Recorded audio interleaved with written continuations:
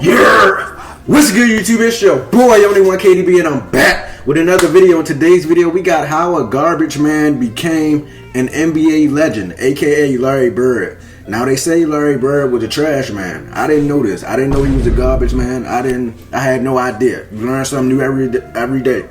But we got to get to the video. If you're new to the channel, make sure you like, share, and subscribe. Shout out to Nonstop, man. He made all of this possible. Let's get it. Make sure y'all smash that like button for me, man.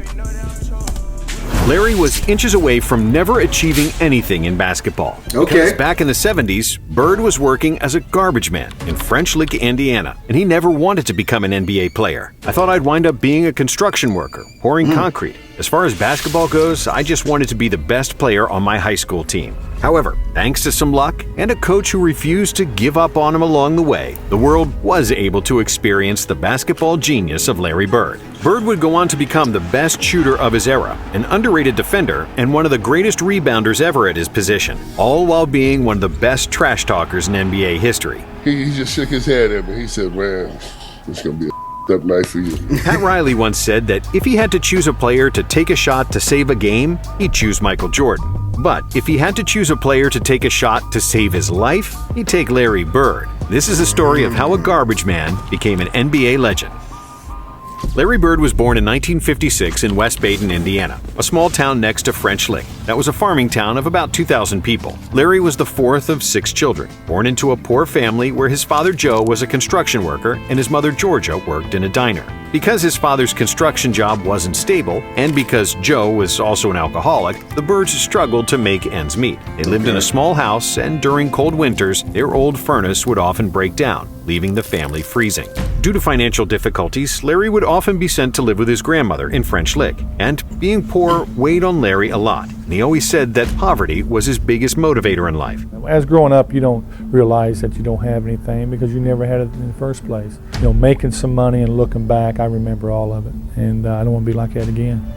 But his saving grace was playing sports. Sports was a big part of our lives every day. There was never a day we didn't do something, whether it was baseball, basketball, or football. His older brothers were pretty good basketball players, and they were the reason that Larry picked up the sport, and for his competitiveness on the court.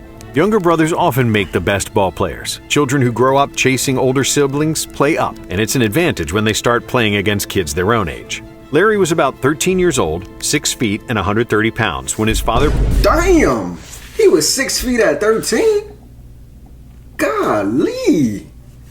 That's crazy. Promised him $20 if he made the freshman team. 6 feet and 130 pounds when his father promised him $20 if he made the freshman team in high school. Back then, $20 to Larry was probably what $1 million is to him now, maybe even more. So he kept practicing really hard, and to his amazement, Larry realized he loved playing ball more than anything else in the world. I played when I was cold and my body was aching and I was so tired. I don't know why, I just kept playing and playing. I guess I always wanted to make the most out of it. And Larry did make the freshman team, albeit only as a bench warmer, since he only played in garbage time minutes. As a sophomore, he missed most of the year with an ankle injury, but that's when he got maybe the biggest life lesson from his father. I was 13 or 14 maybe, and my father came home with an ankle all black and blue and red. He needed me and my brother just to get his boot off, and he was in awful pain. But the next morning, we got the boot back on and he went to work. That really made an impression on me. We don't know if he broke it or he just hurt it, but couldn't get his boot on. We had to help him get his boot on and go to work. So to me, it would have been very easy to just say heck with it, but he knew he had to go. So 20 years later, many fans marveled at Larry's ability to play through all types of injuries, and it all stemmed from seeing his father going to work, despite being barely able to walk. And while he was nursing his own ankle injury, still on crutches, Larry was shooting in the driveway every day, hitting 200 shots before school. Once his foot healed toward the end of his sophomore year, the coach unexpectedly put him in the game, and that's when all his practice paid off. Well, my confidence came from me shooting basketball by myself for hours upon hours. I mean, it's not, I didn't pick up a ball on a Saturday and decide I was going to score 40 a game. I mean, that preparation came way before that. With a minute left in the game, Larry made the game-winning free throws, and for the first time ever, his name made the local paper. Game-winning free throw? Your first time getting in the game, Larry? He was clutch off the rip. You know, it takes some people a long time to you know what I'm saying, to get adjusted and And to have that clutch gene, it usually don't come out right away. But his, it was right away, man. He come in, game-winning free throw like it was nothing. Okay, Larry Bird, that's how you make the best out of the opportunity that you get. Shout out to Larry, man. After that game, that Bird started listening and applying everything his coach explained about basketball fundamentals, and Larry began practicing these skills to the point of obsession. When he returned for his junior season, Bird grew to 6'3", with refined dribbling skills and a knack for passing. Larry knew that senior teammate Steve Land would handle the scoring, and that he'd help his team the most by being a passer, falling in love with the feeling he received any time he made a pass that led to a bucket. But his coach realized that Bird was only trying to dish the ball and threatened to glue him to the bench if he didn't start shooting. And Coach said, man, if you don't start shooting, we're going to put you on the bench, Larry. You better start shooting that thing. You better start shooting and shooting quick. You don't want to go back to the bench. To dish the ball and threatened to glue him to the bench if he didn't start shooting. And Larry listened to him, becoming the second leading scorer on the team, averaging 16 points and 9 assists per game. At that point, Bird was a good high school player, but not a great one, as his junior season was the first year he played consistent minutes of organized basketball. So nobody could even imagine what would happen in Larry's senior year, when Bird transformed from a solid player to an absolute monster. A big part of that was his physical growth, because over the summer, Larry sprouted 4 inches, and at 6'7", he was now the tallest guy on the team. 6'7", the best shooter, passer, and ball handler. Bird had also started weightlifting, and he came into his senior season at 185 pounds, 40 pounds up from his junior season. And in his first game of the season, Larry dominated with 27 points, 21 rebounds, and 7 assists. In the third game of the season, he broke the school's single-game scoring record, knocking down 43 points in a loss. But after the game, Larry had an epiphany, realizing he could score anytime he wanted to. Later that year, Larry dropped 55 points with 24 rebounds and 5 assists against Corydon. And in his last home game of the regular season, Bird collected 54 points, 38 rebounds, and 8 assists. Oh, fuck. Oh, hell no. Hell no. Hell no. Hell no. Hell no. Hell no. 38 rebounds is nuts. 38 rebounds in one game? Nah, that's insane. 54 and 38. I can't even put up these numbers in 2K. That's ridiculous. And this was all without a three-point shot. For the season, Larry averaged 31 points, 21 rebounds, and 4 assists per game, after which he accepted a scholarship to play for the famous Indiana Hoosiers and the great Bobby Knight. However, after just 4 weeks at Indiana University, Bird was miserable. He didn't have any money, he missed his family, and felt alienated and overwhelmed by big crowds. Financially, I couldn't stay. Okay. Reg, I just couldn't do it. So, Larry returned home to French Lick, where he enrolled at a local community college. But he soon gave up on that too. And then, he became a garbage man in French Lick and was happier than ever. I loved that job. It was outdoors, you were around your friends, picking up brush, cleaning up. I felt like I was really accomplishing something. How many times are you riding around your town and you say to yourself, why don't they fix that? Why don't they clean the streets up? And here, I had the chance to do that. I had the chance to make my community look better. And even though he lived a peaceful life, tossing garbage bags and fixing benches in the park, Larry's family life soon turned into a disaster. In 1975, when Bird was only 18 years old, his father committed suicide, and Larry was devastated. He chose the way he wanted to die, and he did it. And it's just unfortunately that some people have problems like that. But you know, I wish he was here, but he's not. So I had to go on with my life and try to make the most of my life, just like the rest of my family has. And that's the way we dealt with it. Joe Bird was divorced from Larry's mother at that point, with his PTSD and alcoholism as the main reason for their separation. Alimony payments and debts to creditors were mounting, and it was getting harder for Joe to find work. So he came to the conclusion that his family would be better served through life insurance money. Joe then called his ex-wife and told her she didn't need to worry about the debts anymore, and then he hung up and took his life.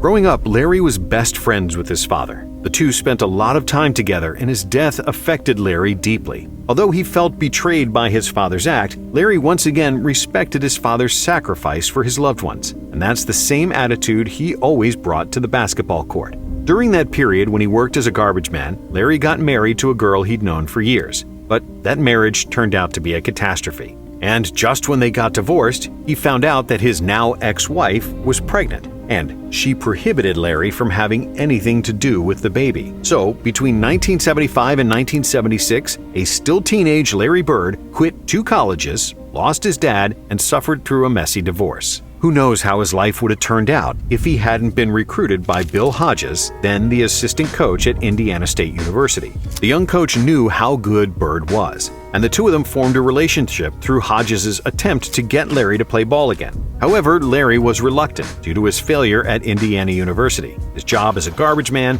and his complicated family situation. But Hodges was relentless, and one day he went to see Bird at his mother's house. Larry kept talking about a buddy of his who could really play ball, but nobody knew about him because he never went to college. To which Hodges replied, "Yeah, Larry, they're going to say that about you someday." After that mic drop, Hodges got up and left without even saying goodbye. And 2 days later, he got a call from Larry, who decided to join Indiana State, which would change his life forever. If Bill Hodges hadn't been as persistent as he had been, Larry Bird might never have existed in any of our minds. I believe that with all my heart. In his first season for the Sycamores, Larry, 6'9", immediately proved that he was a basketball genius, averaging 33 points, 13 rebounds, 4 assists, 3 steals, and a block in 28 games. Once I started playing, it's the same old thing. You know, he's at a small school and he ain't playing against anybody, which is fine. Still dominated. During his second season at Indiana State, Bird averaged 30, 11, and 4.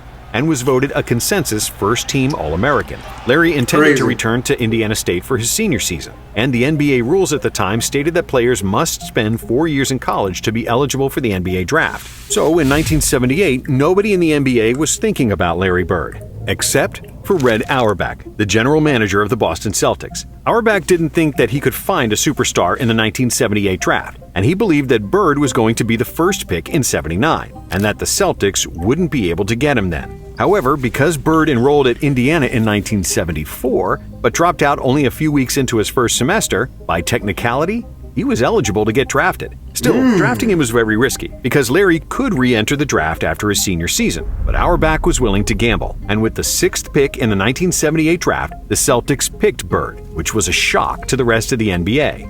I just think that Red took a gamble because he had the 6th and the 8th pick that. Shout out to Red, man. He definitely did take a gamble. So shout out to him, man. He seen it. He seen it right away, man. So shout out to all the GMs that see talent right away and don't gotta wait and see. And just if you think he the guy, go ahead and get him.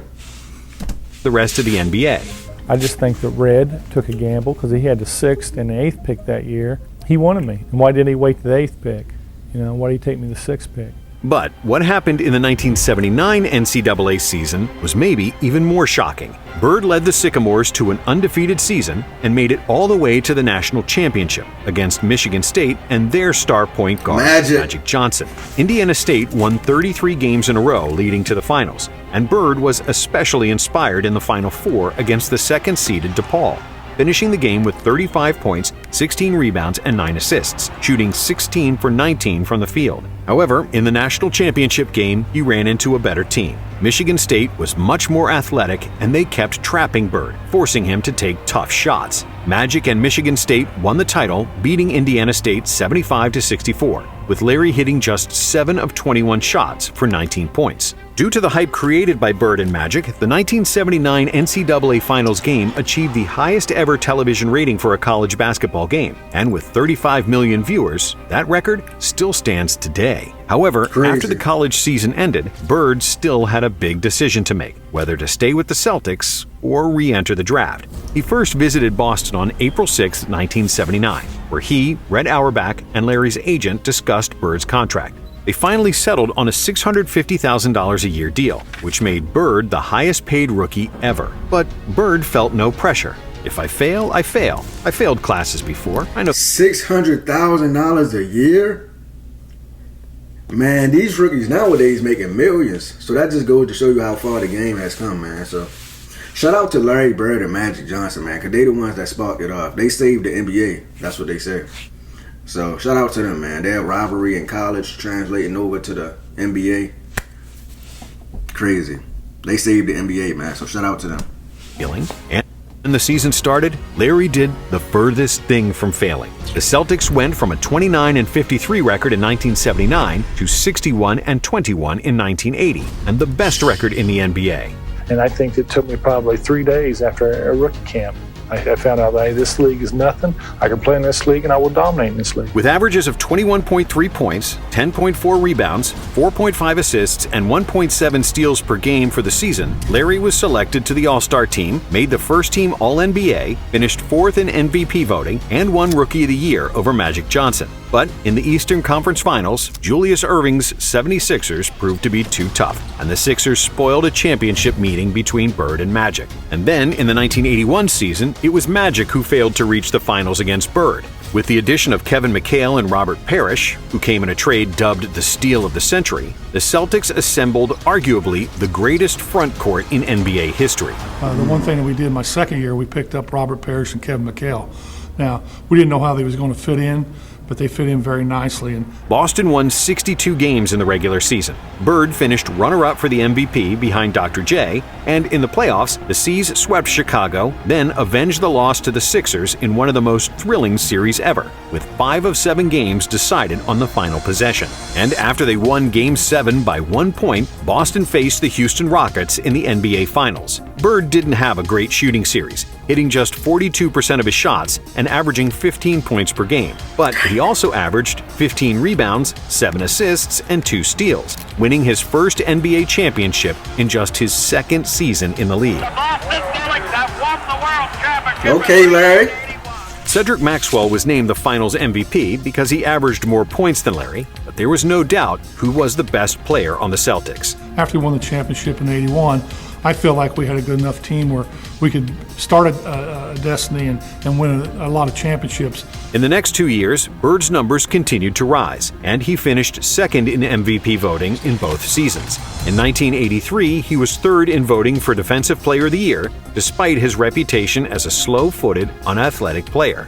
But even with the stellar play from Bird and the ascension of Kevin McHale, the Celtics regressed, losing to the Sixers in the '82 Conference Finals and getting swept by Milwaukee in '83. With a bitter taste of disappointment after that loss, Coach Fitch resigned and was replaced by K.C. Jones, an 8-time champion as a player from the Bill Russell era. And with the new coach, the addition of a great shooter in Danny Ainge and stellar defense from a veteran point guard Dennis Johnson, the Celtics were on the rise. In 1984, Bird averaged career highs in scoring and assists, with 24.2 points and 6.6 dimes per game, along with 10 rebounds. Larry also led the league in free throw percentage. He made the all-defense second team, and after finishing second in MVP voting for 3 consecutive years, Bird was finally named the league MVP. In the playoffs, Bird was playing the best basketball of his career, shooting over 50% in every playoff series, seamlessly dropping 30-point games and double-digit assists. After they got past Washington and New York, the Celtics dropped the Bucks in 5 games to avenge the loss from the previous season and make another NBA Finals against Bird's oldest foe,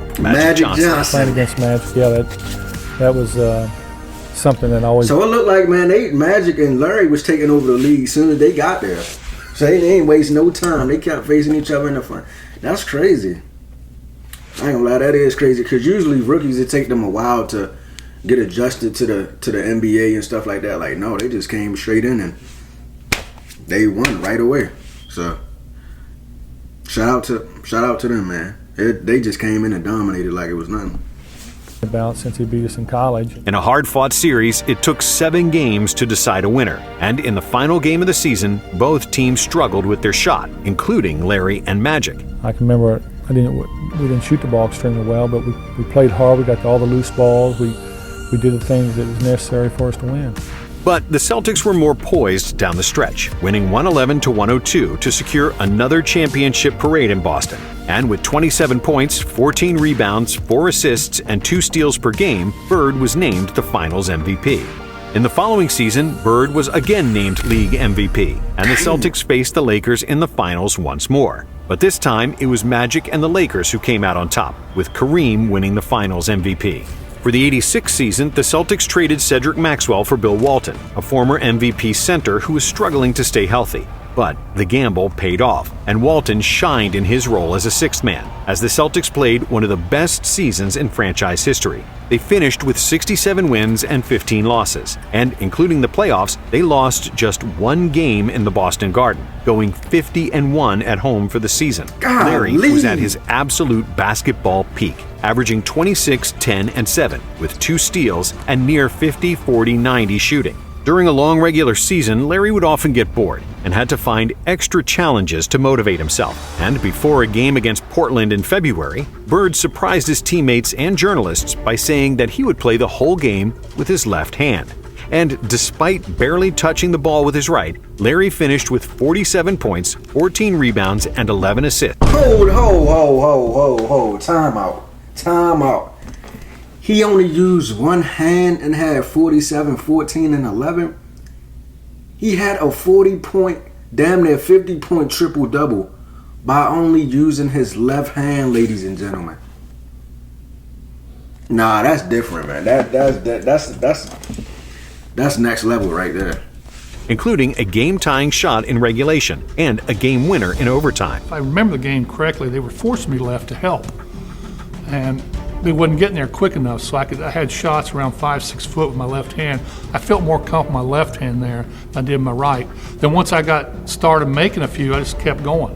It was one of the greatest games of his career, on par with his career-high 60 points from the 1985 season against Atlanta. Larry was hitting jumpers left and right from impossible angles, getting into such a zone that the Hawks bench even jumped out of their chairs and cheered for him, which... Bro, they jumping up and down, bro. No way. If I was on the Hawks, you know how mad I would be. I'm out there giving my all. I'm sacrificing blood, sweat, and tears out here to guard this man, and my teammates over there cheering for him as if he on our team. Man, I'll be mad in him up. Man, I'll be so tight. Fined by their coach. The announcer let me know every time I scored. So he go 48, 50, 52, and when it got to that with like 3 or 4 minutes to go, I thought I might as well go ahead and try to get 60, and that's what I did. Then, in 1986, Bird received 73 out of 78 first-place votes for the MVP award, becoming just the 3rd player to win MVP 3 years in a row.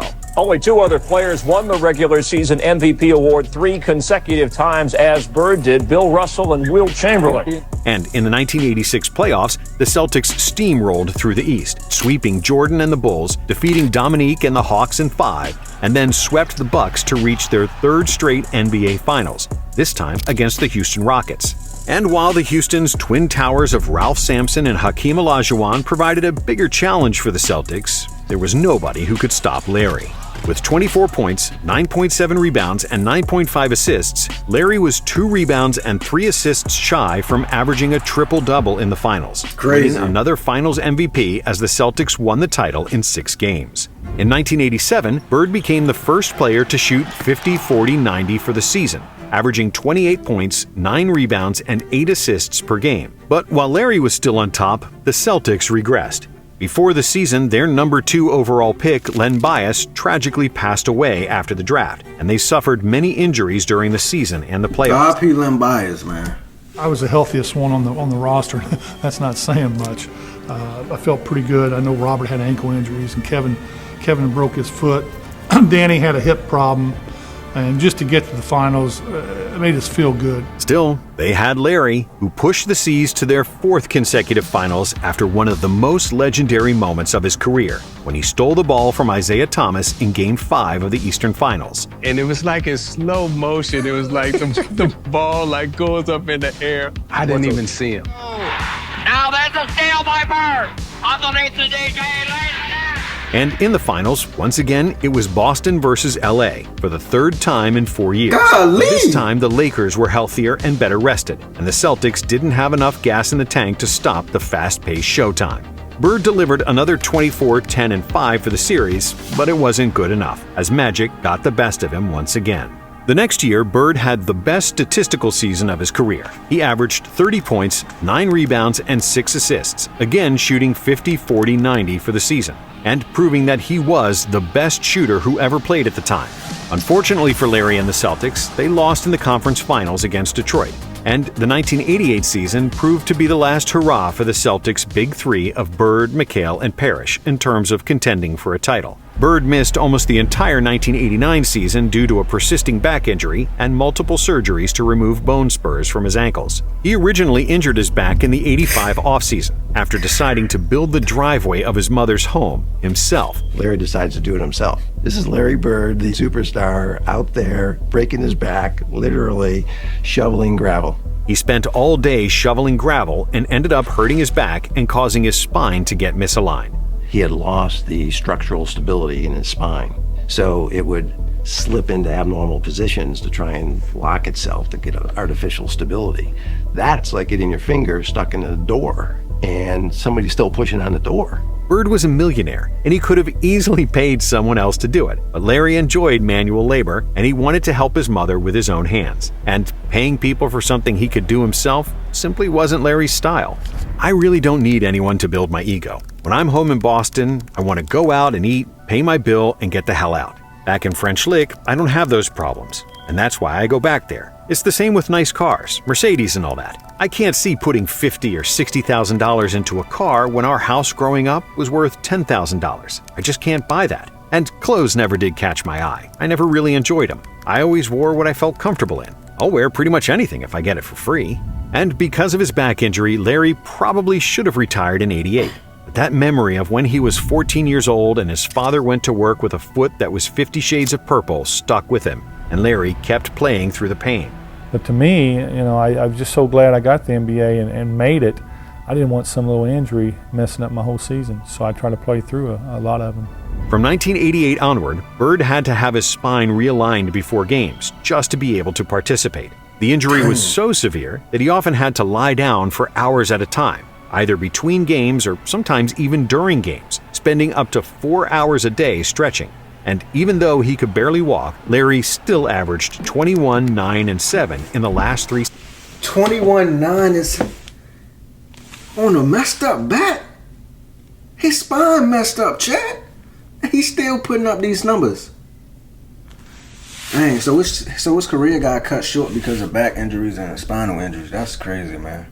Even though he could barely walk, Larry still averaged 21, 9, and 7 in the last 3 seasons of his career. They called him Larry the Legend because of his dominance on the court, the extreme confidence he exuded, and the trash talking he served on a daily basis. Going into the locker room during the three-point shooting contest and asking other participants which one of you is going to come in second. Everybody's looking at me, I go, who's coming in second? And nobody said a word. I thought maybe they thought I was joking, but maybe they thought I was serious. But, well, then I had to go out and win it. Truthfully, I meant it. I mean, I knew I was probably going to win the contest. And then defeating them without ever taking off his jacket, legendary. Telling players that he was going to get the ball, how many dribbles he was going to take, and then doing exactly that, sinking a jumper in their face, legendary. Every time he was about to make a move, he told him what he was going to do. One dribble, pull up, going left, off glass. Fuck it. And did you know Bird played the entirety of his career with a dislocated finger? His right index finger got badly hurt during his last season at Indiana State. But like always, Larry just pulled the finger, put it back in place, and kept playing through the pain. Bird had to slightly change his shooting stroke because of that finger, and he swears he was a better shooter in college than in the NBA. And the numbers support this theory, as he shot 53% in college compared to 49.6% in the pros. And despite his reputation of being a trash-talking jerk, as well as getting into a few fights on and off the court, people who know Larry will tell you that he was an even better person than he was a player. When the Celtics won the title in 1984, Bird approached Red Auerbach and said, "I'd like to buy a championship ring for Walter, an old equipment manager and sometime trainer who died in 1985. No other player ever thought of that," Auerbach said. And in a 1985 game against the Utah Jazz, when he was just one steal away from recording a quadruple-double, something that only Nate Thurmond had achieved up to that point, Larry instead chose to stay on the bench, saying that he already did enough damage. Getting a quadruple-double meant nothing to me. I mean, really, you go into a game and when you're up by 25, 30 points, just for a steal, makes no sense to me. I did enough damage already. And that's the perfect example of the duality of Larry Bird.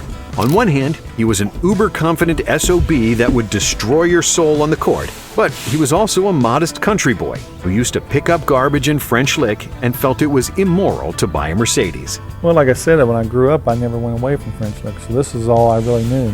It's not that I think this is the greatest town in the world, but it's my hometown. This is where my family and friends are, so it's important to me. Thanks for watching. And if you like this video... Crazy, man. He said, man, I don't need no quadruple double. I done enough damage already. That's a cold line right there. I'm not gonna lie.